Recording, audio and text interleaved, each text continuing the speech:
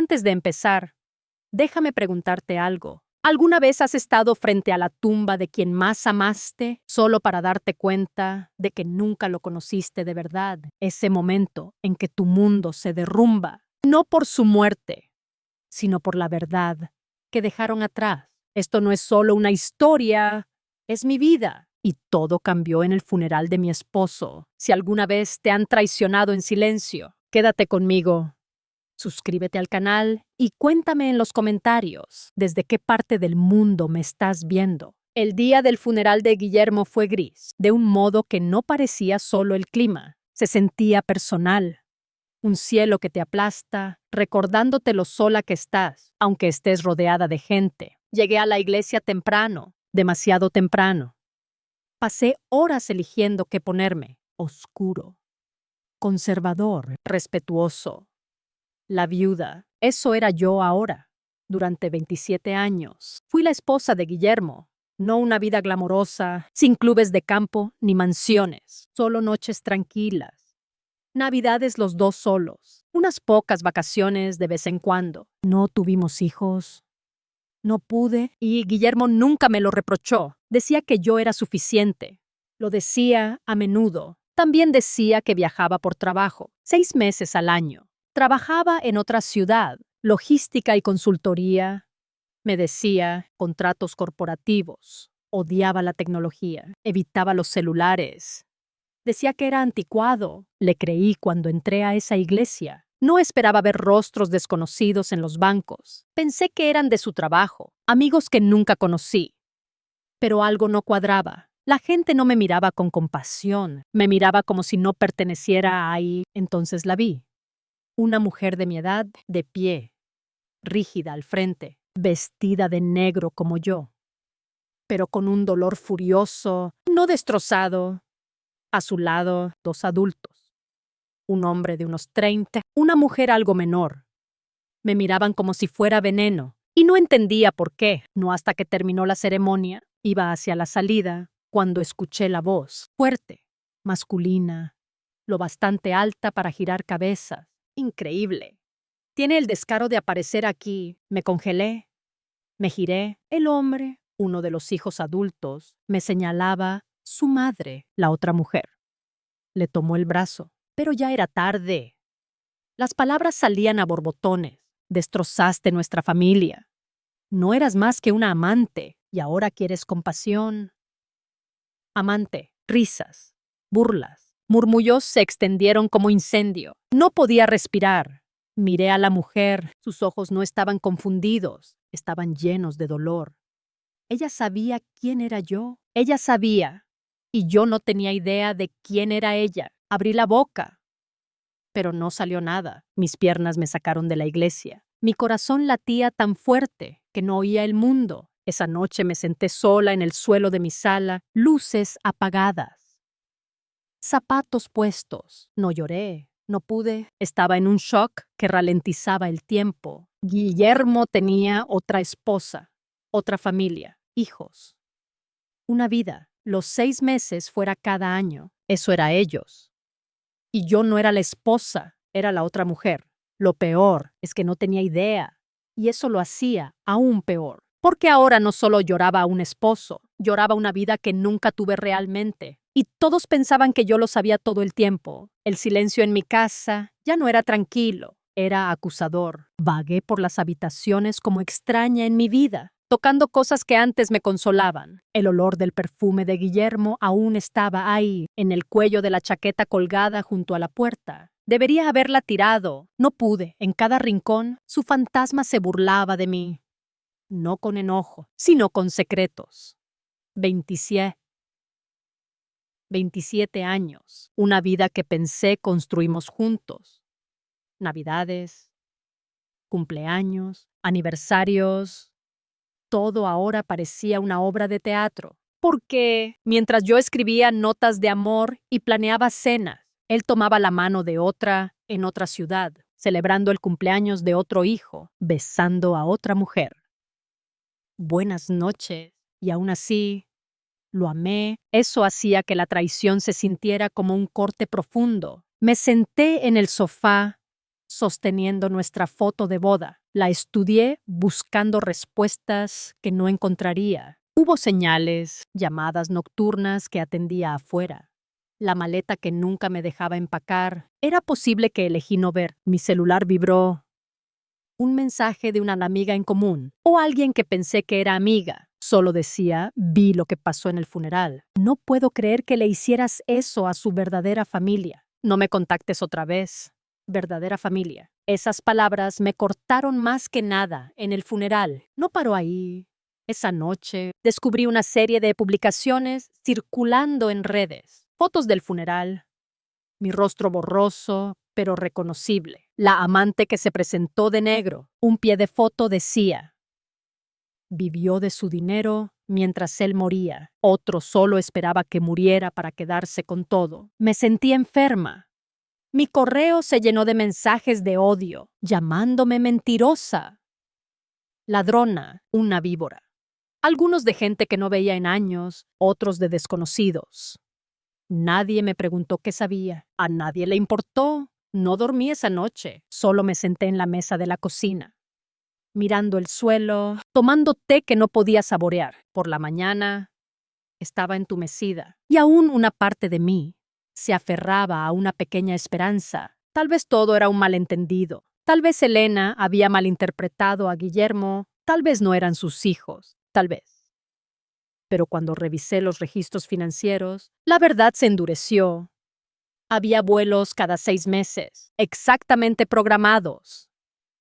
Transferencias regulares, un segundo seguro médico, renta pagada de una casa que nunca vi. Cada mentira ahora tenía un rastro de papel. Me sentí como una tonta, una mujer de más de 50, burlada en redes, sin nadie que la defendiera, sin hijos propios, sin hermanos, sin familia a la que recurrir, solo yo y el fantasma de un hombre que me amó en silencio. Mientras construía una vida más ruidosa en otro lugar, empecé a cerrar la puerta con más frecuencia, saltando ante los golpes. En el supermercado, sentía ojos sobre mí, reales o no. No lo sabía, pero la paranoia había echado raíces. Caminaba con la cabeza baja, como culpable. A veces me preguntaba si esto era un castigo. Estaba tan desesperada por creer en el amor que me cegó. Era la comodidad de nuestra rutina tan cálida que preferí ignorancia a sospecha. ¿O fui realmente víctima de la doble vida de un hombre? No tenía las respuestas. Aún no. Pero sabía una cosa. La Margarita que sonreía a pesar del dolor, que callaba por ser educada, que confiaba demasiado fácil. Esa mujer fue enterrada junto a Guillermo. La mujer que quedó atrás estaba a punto de descubrir qué significaba vivir en las secuelas de las mentiras de otro. El día de la lectura del testamento fue como entrar a un juzgado donde todos ya me creían culpable. Casi no voy. Di vueltas por mi casa 1 hora, llaves en mano. Abrigo en una silla. Pensaba, ¿para qué? Lo que Guillermo dejara no importaría. Nada podía deshacer lo que hizo, pero una parte de mí necesitaba saberlo. Necesitaba saber si al menos me reconoció de alguna forma. Necesitaba una razón. Un pedazo de cierre, la oficina del abogado, estaba en el centro, en un edificio frío que olía a polvo y trámites legales. Llegué última. La sala ya estaba llena. Elena estaba sentada, brazos cruzados sobre el pecho, flanqueada por sus 2 hijos adultos, sus hijos. Ni siquiera sabía sus nombres aún. Para mí eran el hijo que me gritó y la hija que no me miró a los ojos. No me reconocieron cuando entré. Me senté sola en una esquina, agarrando mi bolso como escudo, el abogado. Un hombre mayor de traje beige y ojos cansados. Carraspeó y comenzó. Habló claro. Sin drama. La herencia de Guillermo era importante. Propiedades, cuentas de inversión, fondos de retiro, portafolios de acciones. Sabía algo de esto, no la magnitud, pero sabía que vivíamos cómodos. Guillermo siempre fue ahorrador, siempre hablaba de guardar para después. No sabía que después venía con una bomba. Empezó a listar bienes. Una casa para Elena, un pequeño fondo para la hija, otro para el hijo. Pensé, bueno, eso tiene sentido. Eran sus hijos, pero me preparé. esperando mi nombre a continuación. Y luego apareció para todo lo demás. Margarita Torres es la única beneficiaria del resto de la herencia, leyó el abogado, incluyendo pero no limitado a lo siguiente: la casa familiar en la costa, todas las cuentas de retiro, portafolios y ahorros personales, efectivo de inmediato. La sala quedó en silencio. No respiré. Entonces lo escuché, el sonido de una silla rasgando el suelo y un jadeo que se convirtió en un sollozo, que era el hijo de Elena, se puso de pie, rostro rojo de furia, señalándome como si los hubiera robado a punta de pistola. Ella sabía. Tuvo que saberlo. No le das todo a alguien a menos que esté en el juego. El abogado alzó la mano para calmar la sala, pero no importó. El caos ya estaba desatado. ¿Crees que te dejaremos salir con todo?, escupió la hija. Era nuestro padre. Tú solo fuiste su distracción. Quería gritar. No pedí nada de esto, pero no encontré mi voz. Mis mejillas ardían. Mi garganta parecía llena de lija. Abrí la boca. Traté de decir algo, cualquier cosa. Pero los ojos de Elena se cruzaron con los míos. No gritaba, no lloraba, solo parecía vacía. Y eso dolió más que nada, porque en ese momento vi mi rostro reflejado en el suyo. Ambas fuimos traicionadas, pero de alguna forma yo era la ladrona. Me puse de pie. Piernas temblando, la sala vibraba con tensión. No sabía, susurré. Nunca supe. Nadie respondió. Nadie me creyó. Así que salí de esa oficina, de los restos de las 2 vidas de Guillermo, a un mundo donde ya no era solo viuda, era la mujer que lo robó todo, la extraña, la villana en la historia de otros. Y aún así, nunca me sentí más sola en la mía. No abrí la puerta por 2 días. Tras la lectura del testamento, el mundo exterior se volvió algo hostil. Sabía que no lo imaginaba. Las miradas en el supermercado, los vecinos evitando contacto visual, 2 mujeres susurrando cerca de la oficina de correos. Mi nombre no solo se mencionaba, se difamaba. El periódico local publicó un artículo: esposa secreta. Hereda fortuna tras muerte de empresario. No decía mi nombre directamente, pero todos en el pueblo sabían de quién hablaba. El momento, los detalles, la insinuación.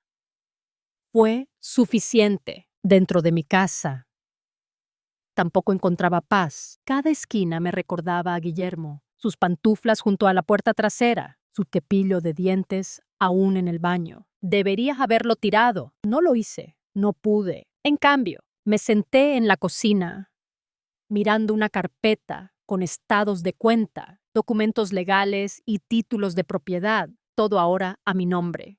Millones. Esa palabra no se sentía real. Cuando estábamos juntos, Guillermo nunca vivió con lujos. Le gustaban las cosas simples. Recortaba cupones. Se quejaba del gasto innecesario. No teníamos carros de lujo, ni muebles de diseñador, pero al parecer, mientras predicaba frugalidad, construía un imperio, y ahora todo era mío. Pero no me sentía rica. Me sentía contaminada. El dinero no me consolaba, me perseguía. Cada peso era un recordatorio de que no conocía al hombre con quien compartí cama. Cada bien parecía venir de una mentira. Contraté un abogado, no porque quisiera pelear, sino para asegurarme de que era real, que Guillermo no manipuló los documentos, estando enfermo, que no había cometido fraude sin saberlo, solo por existir. El abogado lo confirmó todo. Guillermo hizo los cambios un año antes de morir, totalmente consciente. Los papeles eran impecables. La decisión fue suya. Pero, ¿por qué? ¿Por qué me dejó todo? Sabiendo que destrozaría a su otra familia, sabiendo que sería el blanco de su rabia. Ya no podía preguntarle. Pero el silencio que dejó gritaba más cada día. Lo peor era la presión creciendo fuera de lo legal. El hijo de Elena me escribió, furioso, descontrolado, me llamó fraude, parásito. Me acusó de manipular a un moribundo, amenazó con hacer todo público, demandarme por robo de herencia. Insinuó que llevé a Guillermo a la tumba por estrés. La hija de Elena no era mucho mejor. Publicaba sobre mí en redes constantemente, a veces vago, a veces explícito. Me llamó esa mujer que se escondía a plena vista y se aprovechó de un matrimonio roto. Sus seguidores creían cada palabra. Gente que no conocía me enviaba mensajes diciéndome que devolviera el dinero, que no lo merecía, que debería avergonzarme. Lo peor de todo es que una pequeña parte de mí sentía vergüenza. No había hecho nada malo, pero me beneficié de las mentiras de otro. Una noche, sin poder dormir, me senté en el porche, viendo el viento mover los árboles, y lo dije en voz alta por primera vez. No quiero esto. La casa, los carros, el dinero, las demandas, el silencio. No quería nada de eso. Quería mi vida de vuelta, la simple, donde aún creía en mi esposo, donde mi mundo tenía sentido, pero esa vida estaba muerta. Y en su lugar quedé sosteniendo las cenizas de un hombre que me amó y me traicionó, que eligió protegerme financieramente, pero no emocionalmente, que vivió dos vidas tan limpiamente, que incluso en la muerte logró destruir ambas. Y ahora estaba sola con las consecuencias, sola y odiada, y ningún dinero del mundo hacía que eso pesara menos. No planeaba contactar a Elena. No al principio. Una parte de mí esperaba que ella me buscara para gritar, para preguntar por qué, para acusarme a la cara. No a través de abogados o redes, pero no lo hizo. Así que, tras otra semana de silencio y de despertar con el estómago en nudos, tomé la decisión. No fue valentía, fue desesperación. Busqué un lugar neutral, un pequeño café a medio camino entre nuestros pueblos. Le envié un mensaje, educado, cuidadoso. Le dije que no quería confrontación, solo quería hablar, por el bien de ambas. Para mi sorpresa, respondió en una hora. Mañana a las 10. No llegues tarde. Apenas dormí esa noche. Cuando llegué, ella ya estaba sentada, sin maquillaje, ojeras marcadas, manos cruzadas frente a ella, como sosteniéndose por pura voluntad. Dudé un momento antes de sentarme. No sonrió. No asintió, solo me miró con una intensidad cansada que dificultaba respirar. Abrí la boca. Pero ella habló primero. ¿Lo amaste? La pregunta me golpeó como una bofetada. No esperaba que fueran sus primeras palabras. Pensé que preguntaría cuánto sabía. ¿Por qué? No me fui. Pero no, solo eso. ¿Lo amaste? Sí, dije suavemente. Lo hice. Ella sintió una vez, casi imperceptible. Su mandíbula se tensó, sus ojos se llenaron por un momento. Luego parpadeó. Él me dijo que eras una novia, dijo.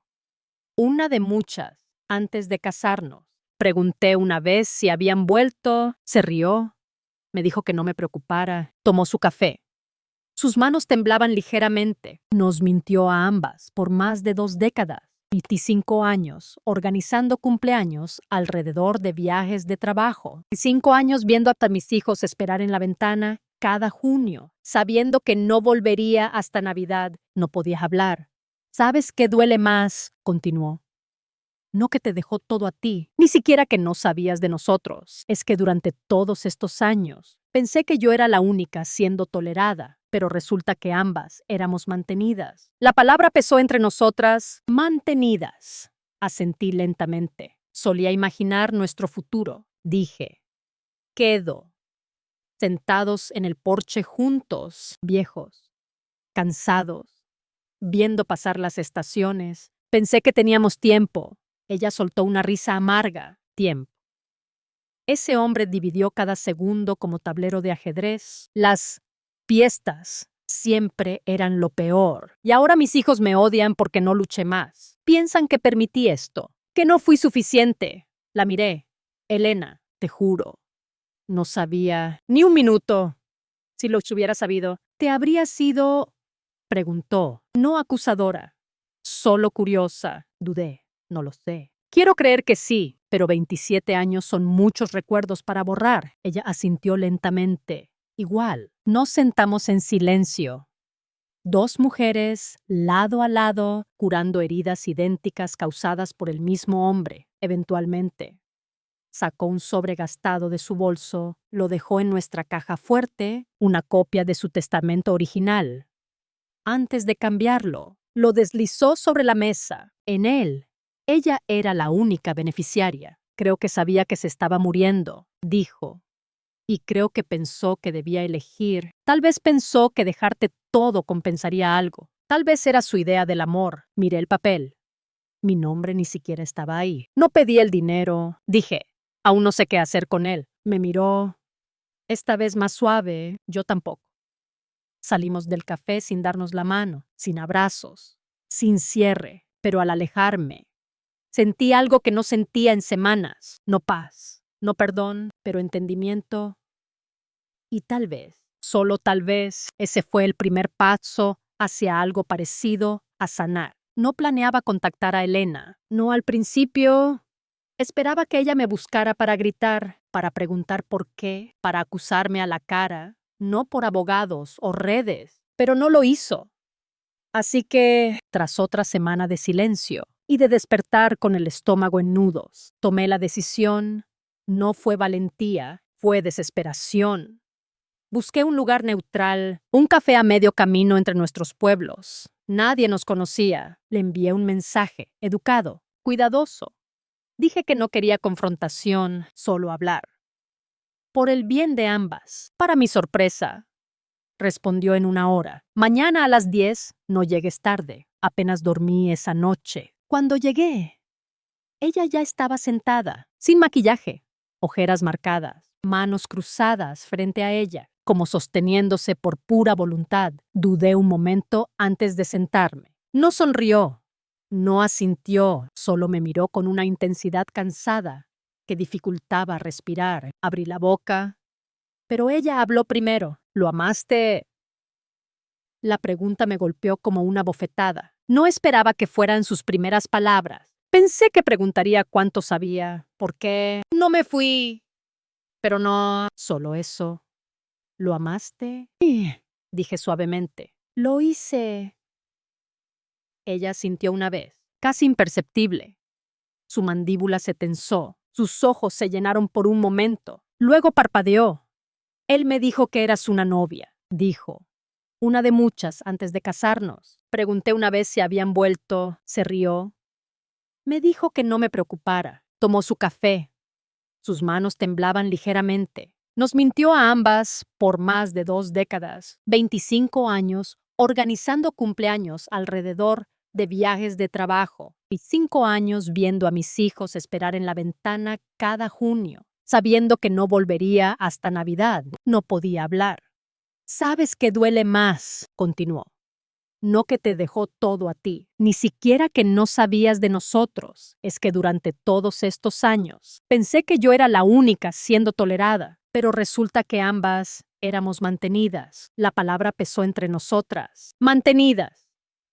Asentí lentamente. Solía imaginar nuestro futuro. Dije, quedo.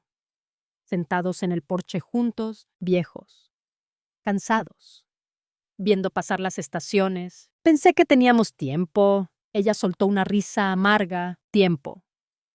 Ese hombre dividió cada segundo, como tablero de ajedrez. Las fiestas siempre eran lo peor, y ahora mis hijos me odian porque no luché más. Piensan que permití esto, que no fui suficiente. La miré. Elena, te juro, no sabía. Ni un minuto. Si lo hubiera sabido, te habría sido... Preguntó, no acusadora, solo curiosa. Dudé. No lo sé. Quiero creer que sí, pero 27 años son muchos recuerdos para borrar. Ella asintió lentamente. Igual nos sentamos en silencio. 2 mujeres lado a lado, curando heridas idénticas causadas por el mismo hombre. Eventualmente, sacó un sobre gastado de su bolso, lo dejó en nuestra caja fuerte, una copia de su testamento original. Antes de cambiarlo, lo deslizó sobre la mesa. En él, ella era la única beneficiaria. Creo que sabía que se estaba muriendo, dijo. Y creo que pensó que debía elegir. Tal vez pensó que dejarte todo compensaría algo. Tal vez era su idea del amor. Miré el papel. Mi nombre ni siquiera estaba ahí. No pedí el dinero. Dije, aún no sé qué hacer con él. Me miró. Esta vez más suave. Yo tampoco. Salimos del café sin darnos la mano, sin abrazos, sin cierre. Pero al alejarme, sentí algo que no sentía en semanas. No paz, no perdón, pero entendimiento. Y tal vez, solo tal vez, ese fue el primer paso hacia algo parecido a sanar. No planeaba contactar a Elena. No al principio. Esperaba que ella me buscara para gritar, para preguntar por qué, para acusarme a la cara, no por abogados o redes, pero no lo hizo. Así que, tras otra semana de silencio y de despertar con el estómago en nudos, tomé la decisión. No fue valentía, fue desesperación. Busqué un lugar neutral, un café a medio camino entre nuestros pueblos. Nadie nos conocía. Le envié un mensaje educado, cuidadoso. Dije que no quería confrontación, solo hablar. Por el bien de ambas. Para mi sorpresa, respondió en 1 hora. Mañana a las 10. No llegues tarde. Apenas dormí esa noche. Cuando llegué, ella ya estaba sentada, sin maquillaje. Ojeras marcadas, manos cruzadas frente a ella, como sosteniéndose por pura voluntad. Dudé un momento antes de sentarme. No sonrió. No asintió. Solo me miró con una intensidad cansada que dificultaba respirar. Abrí la boca. Pero ella habló primero. ¿Lo amaste? La pregunta me golpeó como una bofetada. No esperaba que fueran sus primeras palabras. Pensé que preguntaría cuánto sabía. ¿Por qué? No me fui. Pero no, solo eso. ¿Lo amaste? Sí, dije suavemente. Lo hice. Ella sintió una vez, casi imperceptible. Su mandíbula se tensó, sus ojos se llenaron por un momento. Luego parpadeó. Él me dijo que eras una novia. Dijo, una de muchas, antes de casarnos. Pregunté una vez si habían vuelto. Se rió. Me dijo que no me preocupara. Tomó su café. Sus manos temblaban ligeramente. Nos mintió a ambas por más de 2 décadas, 25 años, organizando cumpleaños, alrededor de viajes de trabajo, 25 años viendo a mis hijos esperar en la ventana cada junio, sabiendo que no volvería hasta Navidad. No podía hablar. ¿Sabes qué duele más? Continuó. No que te dejó todo a ti, ni siquiera que no sabías de nosotros. Es que durante todos estos años pensé que yo era la única siendo tolerada, pero resulta que ambas éramos mantenidas. La palabra pesó entre nosotras, mantenidas. Asentí lentamente. Solía imaginar nuestro futuro. Dije, quedo. Sentados en el porche juntos, viejos, cansados, viendo pasar las estaciones. Pensé que teníamos tiempo. Ella soltó una risa amarga. Tiempo. Ese hombre dividió cada segundo como tablero de ajedrez. Las fiestas siempre eran lo peor. Y ahora mis hijos me odian porque no luché más. Piensan que permití esto, que no fui suficiente. La miré. Elena, te juro. No sabía ni un minuto. Si los hubiera sabido, te habría sido... Preguntó, no acusadora, solo curiosa. Dudé. No lo sé. Quiero creer que sí, pero 27 años son muchos recuerdos para borrar. Ella asintió lentamente. Igual, nos sentamos en silencio. 2 mujeres lado a lado, curando heridas idénticas, causadas por el mismo hombre. Eventualmente, sacó un sobre gastado de su bolso. Lo dejó en nuestra caja fuerte, una copia de su testamento original. Antes de cambiarlo, lo deslizó sobre la mesa. En él, ella era la única beneficiaria. Creo que sabía que se estaba muriendo, dijo. Y creo que pensó que debía elegir. Tal vez pensó que dejarte todo compensaría algo. Tal vez era su idea del amor. Miré el papel. Mi nombre ni siquiera estaba ahí. No pedí el dinero, dije. Aún no sé qué hacer con él. Me miró. Esta vez más suave. Yo tampoco. Salimos del café sin darnos la mano, sin abrazos, sin cierre. Pero al alejarme, sentí algo que no sentía en semanas. No paz, no perdón, pero entendimiento. Y tal vez, solo tal vez, ese fue el primer paso hacia algo parecido a sanar. No le conté a nadie que me mudaba, ni al abogado, ni a los vecinos, ni siquiera a Elena. Necesitaba el silencio, necesitaba un corte limpio. Demasiada gente tenía opiniones sobre mí, basadas en cosas que no sabían. Demasiados rostros me miraban con lástima o desprecio. No había término medio. Así que empaqué mi vida en silencio, con cuidado, metódicamente. Vendí la casa que compartí con Guillermo, nuestra casa familiar. Como decía el testamento, no podía quedarme. Cada tablón que crujía parecía una mentira. Cada cajón que abría me recordaba a un hombre que guardaba secretos como cajones. Ordenados, cerrados, etiquetados. Doné la mayoría de los muebles. Regalé cosas que ya no sentía mías. Conservé solo lo esencial, álbumes de fotos, las tazas de té de mi madre, unos libros, ropa. Dejé sus cosas todas, no por enojo, sino porque pertenecían a otra vida. Compré una casita a 2 pueblos de distancia, modesta, con una cerca blanca y un árbol de mango en el patio. No había legado aquí, ni murmullos. Solo era otra mujer mudándose a una calle tranquila. Por primera vez en meses, dormí toda la noche. Las mañanas estaban llenas de cantos de pájaros y el sonido lejano de aspersores encendidos. Empecé cada día con té en el porche. No veía noticias, no miraba mi celular. Solo me sentaba, respirando. La primera vez que alguien me saludó en la calle, una corredora que pasaba, me sobresalté, pero ella sonrió, solo sonrió, sin sospecha, sin reconocimiento. Se sintió como un pequeño milagro. Encontré la biblioteca local y ofrecí ser voluntaria. La directora, una mujer de unos 60, llamada Rosa, me recibió con los brazos abiertos. No preguntó por mi pasado, solo me dio una caja de libros devueltos y dijo: ¿crees que puedas ordenarlos alfabéticamente? Casi lloro. Empecé a ayudar en la sala de lectura infantil los sábados, las risas, el movimiento, la vida.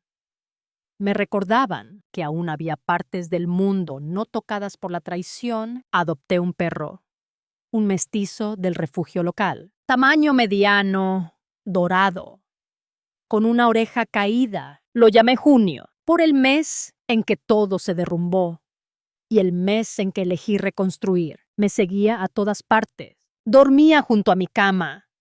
Me miraba con ojos que no juzgaban. Con el tiempo, Elena me contactó, supo de mi mudanza, preguntó si estaba bien.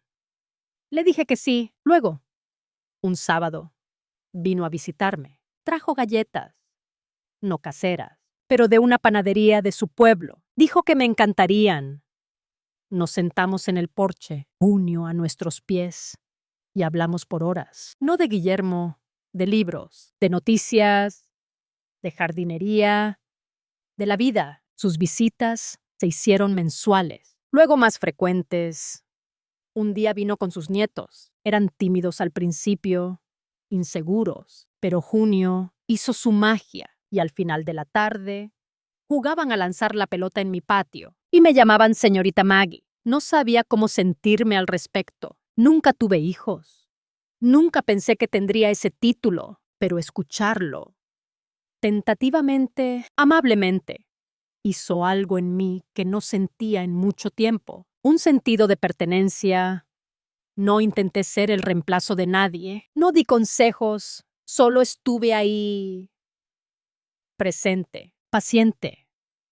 Y tal vez en esa quietud empezaron a verme como algo más que la sombra de su pasado. Aún recibía correo de lugares antiguos. Aún veía artículos aparecer de vez en cuando. La gente no suelta los escándalos fácilmente, pero en mi nuevo hogar ya no era la mujer que heredó una fortuna por traición. Era la mujer que trabajaba en la biblioteca, que adoptó un perro del refugio, que tenía una vecina llamada Rosa y un porche con campanillas. Y en esta vida tranquila y suave, empecé a sentirme completa otra vez. No la misma mujer de antes. Esa mujer se fue. Pero alguien nueva, alguien más fuerte, alguien que sobrevivió al fuego y salió con gracia. Fue un sábado cuando pasó, una mañana soleada y fresca, de esas donde todo se siente en paz, donde hasta el aire parece perdonar. Acababa de volver del mercado. Junio trotando a mi lado. Cuando vi el sobre en mi escalón, sin remitente, sin escritura, como el de antes, me congelé. La última vez que pasó esto, terminé temblando sobre el fregadero, temblando de miedo y vergüenza. Pero ya no era esa mujer. No dejaría que un sobre sellado me quitara la paz. Aún así, mis manos temblaron al abrirlo. Dentro había fotocopias, documentos, archivos legales, comentarios de un foro en línea y arriba una frase en marcador rojo. ¿Pensaste que habíamos terminado? No necesitaba firma para saber quién lo envió, el hijo de Elena. Había oído por un vecino que no tomó bien el acuerdo. Dijo que su madre traicionó la memoria de su padre al hacer las paces conmigo, que ella lo vendió por un fondo y unas disculpas, al parecer. Se obsesionó, convencido de que Guillermo fue obligado. Revisaba correos antiguos, contactaba a excolegas de Guillermo y recolectaba todo lo que pudiera usar para reabrir el caso. Ese sobre era su advertencia. No había terminado conmigo. Llamé a mi abogado de inmediato. Me dijo que me calmara. Nada en los papeles era nuevo o accionable, pero aún así, escuchar esas palabras otra vez, manipulación, fraude, influencia indebida, trajo algo viejo y crudo a la luz el lunes. Las noticias locales recogieron rumores de las nuevas acusaciones. Solo un breve, pero suficiente. Me quedé en casa una semana. La ansiedad volvió, apretándome la garganta, como en esos primeros días tras el funeral. Junio nunca se apartó de mi lado. De noche, me sentaba en la cama con la laptop cerrada, intentando que mis manos no temblaran. Entonces Elena llamó. Supe lo que está haciendo, dijo. Lo siento. Me quedé en silencio. Está enojado. Continuó, pero no está bien. Maggie, no ve las cosas con claridad. Está tratando de destruirme. Dije, no, dijo con firmeza. Está tratando de castigar a alguien, porque no sabe qué hacer con su dolor, y no dejaré que usen ni a mí ni al fantasma de Guillermo para hacerlo. 2 días después, apareció en mi puerta. Había llamado a la fiscalía ella misma y presentó una declaración defendiéndome. Había dicho públicamente que no manipulé a Guillermo, que estaba lúcido en su sano juicio y tomó sus decisiones por su propia culpa, no por manipulación. Ella me apoyó públicamente y cuando llegó la audiencia para revisar si el caso podía reabrirse, se sentó a mi lado en el juzgado. Nuestro abogado habló. El juez revisó las pruebas y en menos de 30 minutos se acabó. Caso desestimado, sin fundamentos, sin pruebas nuevas, sin reapertura, fuera del juzgado. Estuvimos juntas mientras los reporteros gritaban preguntas. No hablé. Elena sí, no es la villana, dijo. Es otra víctima del mismo hombre que nos engañó a todos. Mi hijo necesita ayuda. No más dolor y Margarita merece paz. Lloré en el carro después, no por alivio, sino porque alguien me creyó públicamente, con fiereza. Esa semana me reuní con Elena en el parque. Nos sentamos bajo un roble, viendo a su nieta jugar en los columpios. Me dio un sándwich y dijo, ¿sabes? Antes pensaba que eras la mujer que robó a mi esposo. No respondí. Ella sonrió suavemente, pero ahora sé que ambas solo intentábamos sobrevivir la misma tormenta, desde ventanas diferentes. Nos sentamos en silencio un rato, solo respirando. Entonces me di cuenta de algo. No era el fin del dolor, pero era el fin de la persecución, el fin de intentar probar quién era y quién no, a gente que ya había decidido, que hablen, que especulen. Yo tenía la verdad y tenía paz. Y por primera vez, desde el funeral de Guillermo, finalmente tenía a alguien a mi lado, cuando más lo necesitaba. La casa que compré era tranquila, de un modo que no se siente solitario. Se sentía ganado. El suave murmullo del viento en los árboles, el ladrido ocasional de junio en el patio, el crujido de los tablones viejos asentándose, tras todo. Aprendí a valorar la quietud. Empecé a construir algo nuevo, nada grandioso, nada digno de titulares, solo vida. Vida real. Tranquila. Me uní a un grupo de jardinería. Me inscribí en clases de cocina en el centro comunitario. Hice voluntariado en la biblioteca lunes y viernes, leyendo a niños cuyos padres estaban ocupados o cansados. Nadie preguntaba por mi pasado. Nadie me reconocía como esa mujer. Aquí solo era Margarita, señorita Maggie para algunos. Y me gustaba así. Aún recibía alguna carta, mensajes velados de viejos conocidos, exvecinos. A veces reporteros queriendo reabrir la historia. Las tiré todas. No merecían espacio en esta vida que construía. Una vez, Elena vino por un fin de semana. Trajo un pastel y un álbum de fotos. Vimos fotos de Guillermo. No las que yo conocía, sino las de ella. Fiestas de cumpleaños, obras escolares, un hombre disfrazado en Halloween con sus hijos. Esperaba sentir dolor, pero solo sentí distancia. Preguntó si quería guardar algunas fotos. Tomé solo una. Una foto espontánea de Guillermo riendo con una niña en hombros, su hija. La misma que una vez me llamó ladrona, la enmarcé.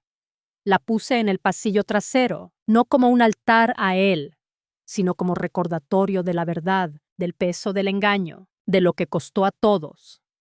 La relación de Elena con sus hijos seguía tensa. Su hijo se mudó. Su hija mantenía distancia, pero poco a poco. Hubo pequeños pasos. Una llamada aquí, un almuerzo compartido allá. Nunca pregunté. No era mi lugar, pero veía el esfuerzo en los ojos de Elena, la madre intentando reconstruir un puente desde las cenizas. Y un día los trajo con ella. Era otoño. Aire fresco, hojas girando como confeti dorado. Había preparado la mesa afuera. Una comida sencilla, verduras asadas, pollo al horno, pan fresco. Elena llegó con su hija y dos niños pequeños, la misma nieta que vi en el parque, y un niño menor. Tomado de la mano de su madre, estaba nerviosa. Ella también, pero los niños son curiosos. No cargan las cargas de los adultos. La niña corrió hacia Junio de inmediato. El niño la siguió. La hija de Elena, la hija. Al principio se quedó rígida. Luego, tras un silencio incómodo, me miró a los ojos y dijo: «Te llaman señorita Maggie en la biblioteca». Asentí. «Les agradas», añadió. Su voz era medida, controlada. «Son buenos niños», dije. «No hablamos de Guillermo, ni de dinero, ni de juicios. Hablamos de almuerzos escolares, del clima, de perros, libros y recetas. Nada que tuviera peso, pero fue suficiente». Después de que se fueron, me senté sola en el porche, envuelta en una manta, taza de té en mano. La casa estaba quieta, pero no vacía. Miré alrededor. El hogar que había creado, los estantes llenos de libros donados, el jardín que empecé a plantar, la alfombra que Junio reclamó como su trono, las risas que llenaron el aire esa tarde. No reemplazaba el pasado, no borraba la traición, pero me dio algo más. Un comienzo, y por primera vez. Pensé que tal vez no solo estoy sobreviviendo, tal vez, solo tal vez, estoy empezando a vivir. La invitación llegó en una tarjeta simple, blanca con bordes dorados. La letra de Elena. Precisa. Cena de Nochebuena. Trae a Junio. Sin presión. Pero nos encantaría que vinieras. La miré por horas, sin saber si llorar o sonreír. Hace un año. Era la mujer que robó el legado de su esposo. Ahora me invitaban a la mesa de su familia. No se sentía como Victoria. Se sentía frágil. Aún fui. El viaje fue tranquilo. La nieve bordeaba los caminos en capas suaves. El mundo silenciado por el murmullo del invierno. Junio iba en el asiento trasero, moviendo la cola cada pocos minutos. Su energía era un consuelo. Cuando llegué, Elena me recibió en la puerta, envuelta en un suéter rojo. El cabello plateado recogido, me abrazó, no con rigidez, no por cortesía. Fue un abrazo real, uno que decía: «Te veo y ya no te resiento». La sala estaba cálida, llena de música suave y velas con aroma a pino. Sus nietos ya corrían en círculos. Su hija me dio un pequeño asentimiento desde el otro lado, no una sonrisa, pero tampoco una mirada dura, y eso fue suficiente. La cena fue sencilla: pavo asado, puré de papa, verduras, 2 tipos de pastel. Comimos. Hablamos, pasamos platos, como si lo hubiéramos hecho 1000 veces. Y aún así, cada momento se sentía surreal. A mitad de la cena, el niño pequeño, su nieto, se volvió hacia mí y preguntó: ¿De verdad eres la señorita Maggie de la biblioteca? Reí. Así me llaman. Asintió, satisfecho. Luego añadió: mamá dice que lees las mejores historias. Miré a su madre. Nuestros ojos se encontraron, y esta vez ella sonrió.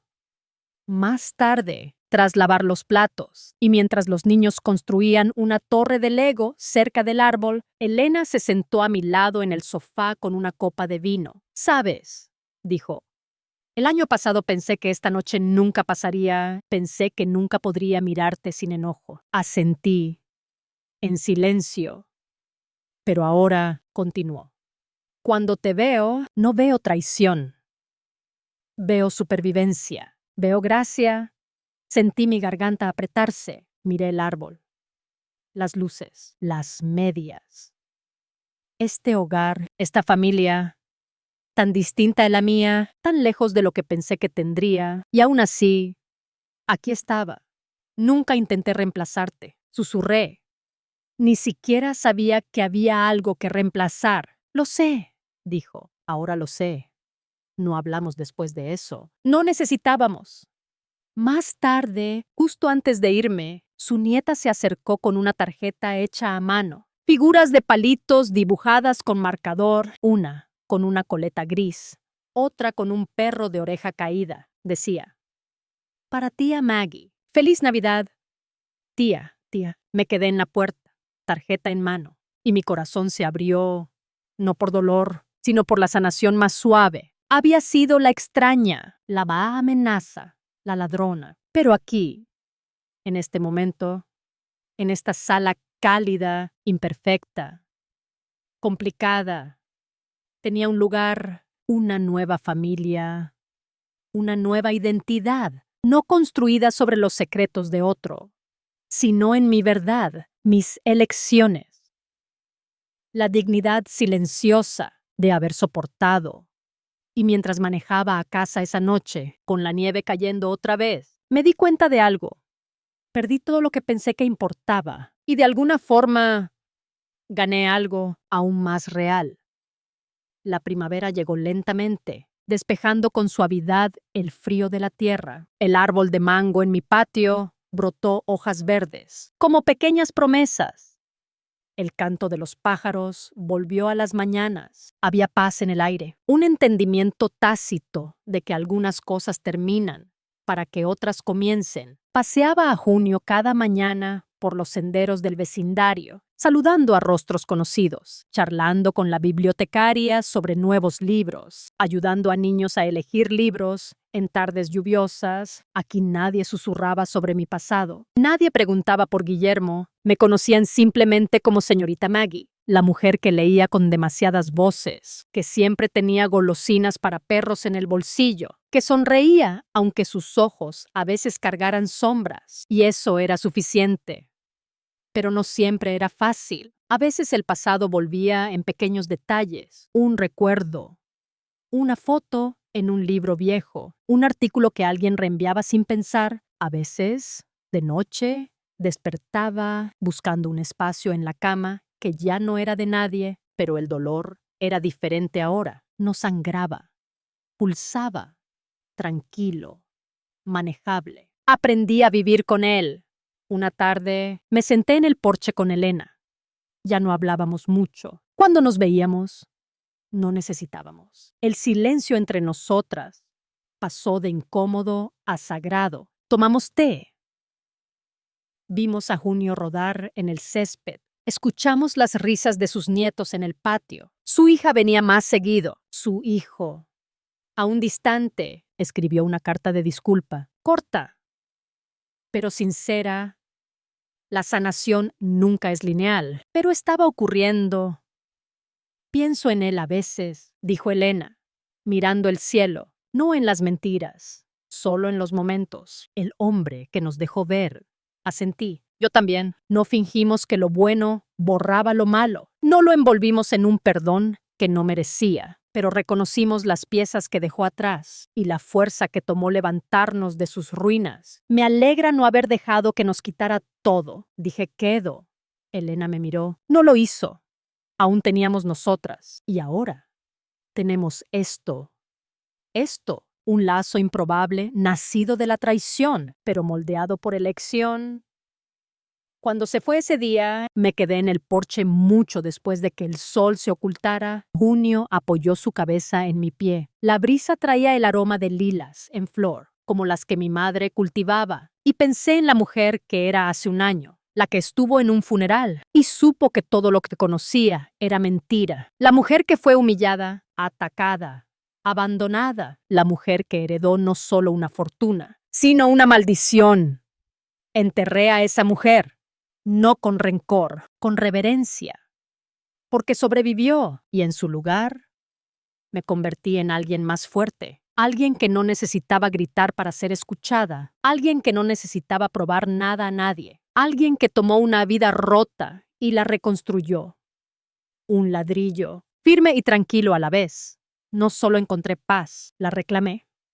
En mis términos, no por venganza, sino por sobrevivir a la tormenta. Por superar los murmullos, por elegir caminar en la verdad. Cuando cada mentira me pedía derrumbarme, me puse de pie, me estiré y vi la última luz desvanecerse tras los árboles. El mañana llegaría, como siempre, y estaría lista. Gracias por escuchar. No olvides suscribirte y comparte tu historia en los comentarios. Tu voz importa.